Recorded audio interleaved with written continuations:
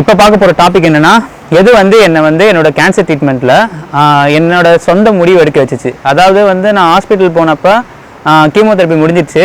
Operation சொல்லும் போது வேணாம் பரவாயில்லன்னு சொல்லிவிட்டு தைரியமாக நான் பார்த்துக்கலாம், நம்ம வெளியில் வந்து வேறு ஏதாவது ட்ரை பண்ணுவோம், வேறு முயற்சி பண்ணுவோன்னு சொல்லிட்டு முடிவு எடுக்க வச்சிச்சுன்றதுனா, ஃபஸ்ட்டு வந்து என்னோட புரிதல் என்னென்னா, கேன்சர்ன்றது வந்து உள்ளுக்குள்ளேயே உருவாகக்கூடிய ஒரு நோய். இது வந்து வெளியிலேருந்தோ ஏதாவது ஒன்று வைரஸோ பாக்டீரியாவோ அட்டாக் ஆகிறதுனால அந்த மாதிரி ஒரு வெளி விஷயம் அஃபெக்ட் பண்ணுறதுனால ஆகிற நோய் கிடையாது. ஸோ உள்ளுக்குள்ளேயே உருவாகுதுன்றது ஒரு புரிதல் எனக்கு.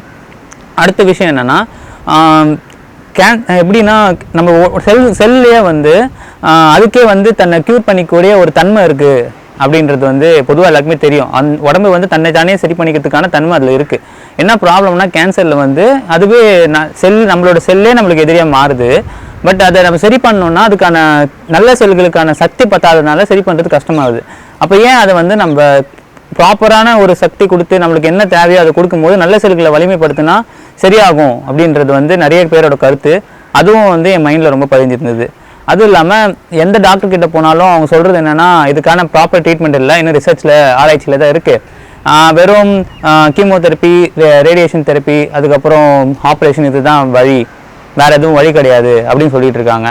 அதில் பார்த்தீங்கன்னா, நான் நிறைய பேர் பேஷண்ட்ஸை பார்க்கும்போது அவங்க வந்து அவங்க கேன்சர்னால பாதிக்கப்பட்டு அதில் கஷ்டப்படுறதோட அவங்களோட ட்ரீட்மெண்ட்டில் வந்து அவங்க பாதிக்கப்பட்டது தான் நான் அதிகமாக பார்த்துருக்கேன். ரொம்ப கஷ்டப்படுவாங்க. ஆப்ரேஷன் பண்ணிட்டாங்கன்னா அதுக்கப்புறம் லைஃபே நரகமாயிடும், ரொம்ப கஷ்டப்படுவாங்க. கீமோதெரப்பியோட சைடு எஃபெக்ட்ஸ் எல்லாருக்குமே தெரியும். ஸோ இந்த மாதிரி நிறைய விஷயம் கஷ்டப்படும் போது நான் நினச்சேன், சரி ஓகே, ஆல்ரெடி நான் கீமோ எடுத்துட்டேன், அது வேறு விஷயம். ஏன் நம்ம அந்தளவுக்கு கஷ்டப்பட்டு ஒரு ஆப்ரேஷன் பண்ணி வாழ்க்கை இருக்குமோ இல்லையோன்னு தெரியாத ஒரு சுச்சுவேஷனில் அதை ரிஸ்க் எடுக்கணும், அதுக்கு பேசாமல் நல்லபடியாக வாழ்ந்துட்டு போயிடலாம், ஏதோ ஒன்றோட நம்மளோட லைஃப் ஸ்டைலை சேஞ்ச் பண்ணிட்டு இருந்துட்டு போயிடலாம் அப்படின்னு முடிவு பண்ணேன். அடுத்து என்னோட இன்னொரு புரிதல் என்னென்னா, ஒரு நல்ல லைஃப் ஸ்டைல், அதாவது ஆரோக்கியமான ஒரு வாழ்க்கைன்னா என்னென்னு எல்லாருக்குமே தெரியும். இது சாப்பிட்டா உடம்பு நல்லதுங்க அப்படின்னு சொல்கிறோம்ல, அந்த ஆரோக்கியமான வாழ்க்கை, இந்த அளவுக்கு எக்ஸசைஸ் பண்ணணும், சாப்பிடணும், எல்லாருக்குமே தெரியும். அவங்களோட சென்ஸ் இருக்குது, அவங்களோட சுய அறிவு இருக்குது. ஸோ அது இருக்கும்போது அந்த ஆரோக்கியமான வாழ்க்கையை நம்ம வாழக்கூடாதா, ஏன் நம்ம வாழ்ந்து உடம்பு வந்து இன்னும் நம்ம சரி பண்ணிக்கிறதுக்கோ இல்லை இருக்கிறத மெயின்டைன் பண்ணிக்க முடியுமே அப்படின்னு ஒரு நினைப்பு இருந்தது. அடுத்து வந்து என்னோடய கான்ஃபிடென்ஸ் லெவல்.